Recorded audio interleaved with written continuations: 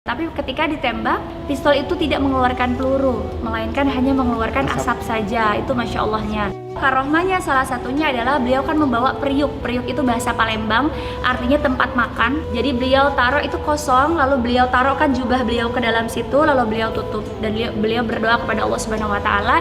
Pada saat ketika dibuka, ternyata periuk yang berisi jubah tersebut berubah menjadi nasi.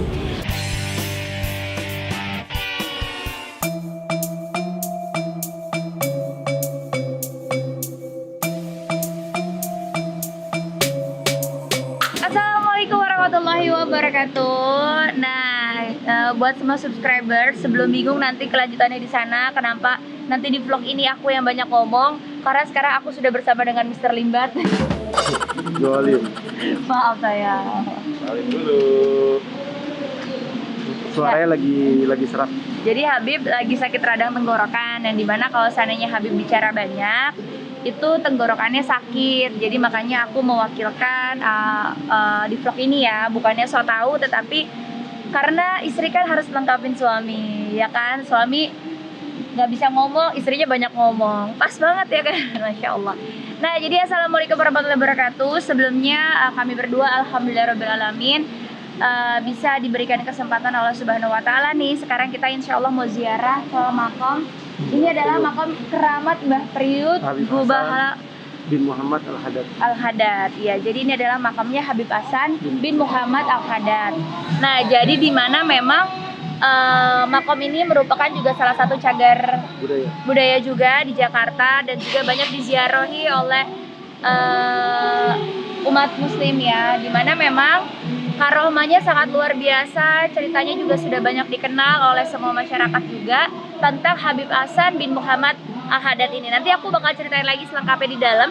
Kita akan lihat dulu seperti apa makomnya, bagaimana lingkungan sekeliling di makom ini, dan insya Allah siapapun yang belum bisa ziarah ke Tarim, kita ziarah dulu yang ada di sekeliling kita dulu yang terdekat. Insya Allah keberkahannya sama, dan meminta juga kepada Allah Subhanahu Wa Taala mudah-mudahan diberikan kesempatan, rezeki, kesehatan untuk bisa berangkat ke Tarim.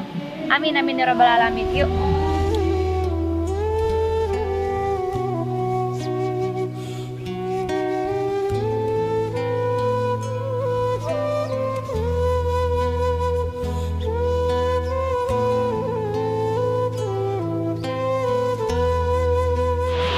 Sekarang kita alhamdulillah udah berada di bagian dalam. Jadi tadi pintu masuk ini ternyata lagi direnovasi, Masya Allah, diperbagus lagi karena memang ini kan adalah cagar budaya juga.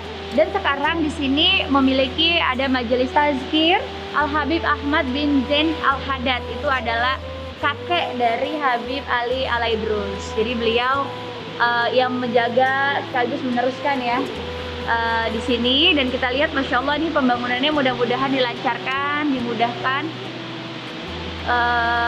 segala sesuatunya, karena memang ini harus benar-benar kita sama-sama menjaga gitu. Nah, ini kita lihat ada tempat wudhunya beda.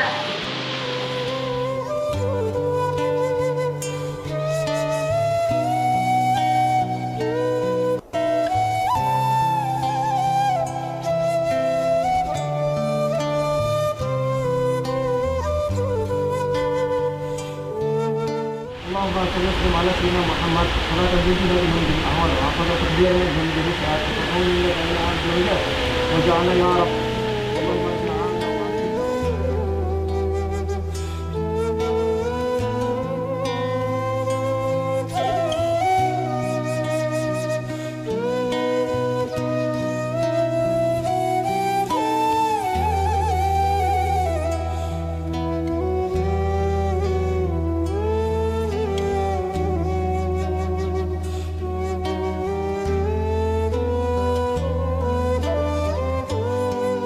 Alhamdulillahirrahmanirrahim banget. Buat semua followers aku yang mau ziarah, monggo silakan, atau mungkin bisa juga nanti tulis di komen di bawah ini selanjutnya kita mau ziarah kemana. Nah, sekarang kita mau fokus dulu. Alhamdulillah tadi kita dapat dari istri Habib Ali Zainal Abidin Alaidrus, ya. Dan beliau adalah keponakan ya. Betul, jatuhnya dari keponakan dari Habib Hasan bin Muhammad bin Hasan bin Hamid bin Ali bin Abdullah Sahibur Ratib bin Ali Al-Haddad.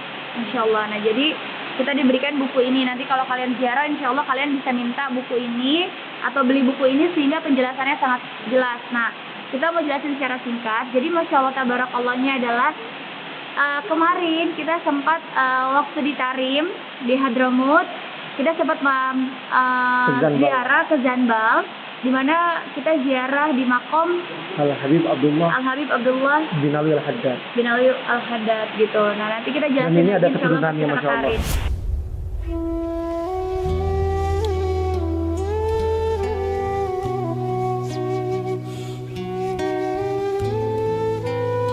Ini juga ada makam pengarang Ratibul Haddad, Qutbil Irsyad, Waghath Ibad wal Bilad Al-Habib Abdullah bin Ali Al-Haddad, makamnya di sini. Dan juga banyak para wali-wali di sini.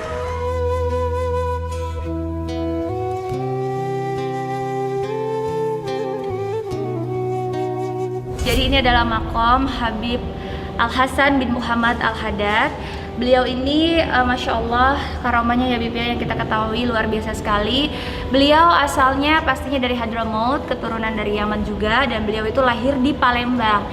Dilahirkan di Palembang, tapi beliau menuntut ilmu pada zamannya waktu itu ke Hadramaut. Masya Allah, pasti kita tahu perjuangannya untuk mencapai ke sana saja sudah sangat luar biasa. Bertahun-tahun beliau menimba ilmu di sana dan akhirnya kembali lagi ke Palembang untuk bertemu dengan kedua orang tua beliau. Lalu setelah itu beliau memutuskan untuk berangkat ke Pulau Jawa. Salah satu tujuannya adalah syiar, termasuk juga mau ziarah ke makam yang kemarin di vlog sebelumnya Habib yang kita Muslim bin Abu Bakar Al-Idrus. ya, yaitu makam yang lebih dikenal dengan makam Luar Batang. Lalu di tengah perjalanan beliau ini memang menjadi sasaran waktu itu Belanda. Beliau itu ditembak, dirudal dan lain sebagainya. Tetapi ketika ditembak, salah satu karomahnya adalah pistol itu tidak mengeluarkan peluru, melainkan hanya mengeluarkan asap saja. Itu Masya Allahnya. Masya Allah, pada saat perjalanan ke Jawa, beliau ini dengan 5 sahabatnya itu kelaparan karena diserang bertubi-tubi oleh Belanda, tidak bisa mengambil lagi stok makanan. Sehingga beliau karomahnya salah satunya adalah beliau kan membawa periuk. Periuk itu bahasa Palembang, artinya tempat makan. Jadi beliau taruh itu kosong, lalu beliau taruhkan jubah beliau ke dalam situ, lalu beliau tutup dan beliau berdoa kepada Allah Subhanahu Wa Taala, di mana menjadi salah satu karomah beliau. Pada saat ketika dibuka, ternyata periuk yang berisi jubah tersebut berubah menjadi nasi.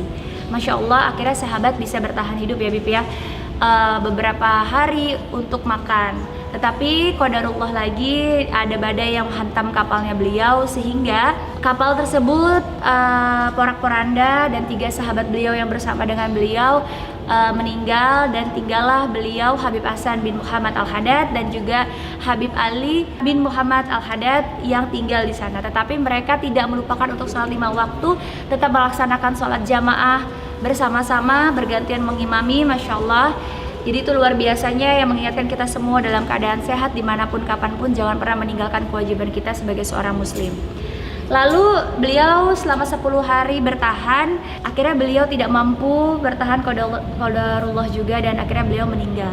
Lalu qadarullah lagi karomahnya adalah kapal ala kadar yang ditumpangi oleh Habib Ali bin Muhammad Al-Haddad juga didorong oleh ribuan lumba-lumba hingga akhirnya sampai di tepi. Nah, makanya pada saat itu awal mula makam beliau ini tidak di sini. Awal mulanya ada di pondok mana? Betul ya Umi ya? Pondok Dayu ya Umi? Di Pondok Dayu ya awalnya? Di Pondok Dayu. Kenapa Pondok Dayu? Pondok itu bahasa Sundanya kan kecil. Dayu itu kan karena ada dayungnya tadi gitu, makanya ditaruh. Tetapi dengan berjalannya waktu, pada saat zaman Belanda meminta untuk pemindahan makam segala Habib Hasan bin Muhammad Al-Haddad. Nah, segala upaya yang dilakukan oleh Belanda pada saat itu gagal. Semuanya gagal. Tidak bisa ada yang berhasil memindahkan makam beliau dengan segala yang terjadi ya Bib ya. Akhirnya beliau menampakkan wujudnya dengan berjubah putih dan memegang tasbih. Akhirnya orang Belanda meminta siapakah yang mampu berbicara dengan beliau. Akhirnya ada salah satu orang yang bisa berbicara. Ternyata permintaan Habib Hasan bin Muhammad Al-Haddad ini adalah beliau mau dipindahkan makamnya. Asal yang memindahkan adalah adik kandungnya yang berada di Palembang pada saat itu, Al-Habib Zain bin Muhammad Al-Haddad. Dan beliau bersedia karena beliau bilang tidak seperti itu, ada adabnya dalam memindahkan makam juga, yaitu carilah garis keturunannya. Akhirnya beliau meminta dipindahkan dan akhirnya pada saat itu di sini di bukunya juga jelas sekali diterangkan bahwa ada beberapa saksi diantaranya yaitu Habib Zain bin Muhammad Al-Haddad yang memindahkan, disaksikan juga salah satu makamnya ada di sini, ada Kiai Ibrahim juga menyaksikan pemindahan makaman beliau hingga akhirnya beliau bisa dimakamkan. Dan Masya Allah tabarakallohnya lagi, ketika makam itu dipindahkan dan ini sudah menjadi rahasia umum, kondisi jasad beliau masih utuh, bahkan sifat mata yang beliau gunakan pada saat dikuburkan itu masih ada, jasadnya utuh, segala sesuatunya masih kondisi baik. Pada saat dipindahkan akhirnya digantikan kain kafannya saja, kain kafan yang baru, lalu dimasukkan ke sini. Masya Allah. Nah makanya kita banyak sekali belajar dari Al-Habib bin Muhammad Al-Haddad ini, karomah yang sangat luar biasa, dan beliau meninggal dalam usia yang sangat muda, 29 tahun, belum memiliki keturunan. Yang menjaga ini adalah keturunan dari Al-Habib Zain bin Muhammad Al-Haddad. Masya Allah ya Habib ya. Betul. Dan ini luar biasa, Masya Allah, keberkahan dan karomahnya beliau. Iya, Masya Allah ya. Dan akhirnya pada saat dipindahkan di sini juga Belanda memberikan tanah yang sangat luas untuk makam ini, dimana sekarang makam ini juga bisa diziarahi oleh siapapun, buat semuanya yang ingin mengetahui. Dan juga pastinya tujuan kita ziarah ke makam para wali Allah adalah agar kita bisa menjadi manusia terbaik, manusia yang lebih dekat lagi kepada Allah Subhanahu wa taala, dan mereka para pahlawan yang dimana mereka menyebarkan dakwahnya, agamanya Allah Subhanahu wa taala, berharap agar mendapatkan sebuah keberkahan bagi bangsa dan negara kita ini. Dan wali Allah ini yang meninggal hanyalah jasadnya, tetapi beliau masih ada di sekeliling kita. Makanya kita harus berziarah agar kita menjadi manusia yang taat juga seperti beliau-beliau atau wali Allah yang Masya Allah. Tujuannya menambah keimanan dan ketakwaan kita terhadap Allah Subhanahu wa taala. Nah, kita di sini ada kurang lebih 16 makam ya Bib ya. Nah, jadi ini adalah makam dari Habib Zain, saudara kandung dari Al-Habib Hasan bin Muhammad Al-Haddad. Beliau dimakamkan di sini, dan di sebelahnya ini adalah istri tercinta dari Habib Zain bin Muhammad Al-Haddad, yaitu Hubabah Syarifah Aisyah binti Abdullah bin Ali Al-Habsyi. Dan beliau asli dari Singapura, ya Bib ya. Lalu ini makamnya siapa sayang? Ini makam Habib Ahmad bin Zain. Ini Habib Ahmad bin Zain bin Muhammad Al-Haddad. Masya Allah, Masya Allah. Lalu ini Bib? Ini Kiai Haji Ibrahim yang saksi. Ya, saksi pemindahan makam Habib Hasan bin Muhammad Al-Haddad dari Pondok Dayung ke Tanjung Priuk sini Habib ya. Masya Allah, Masya Allah.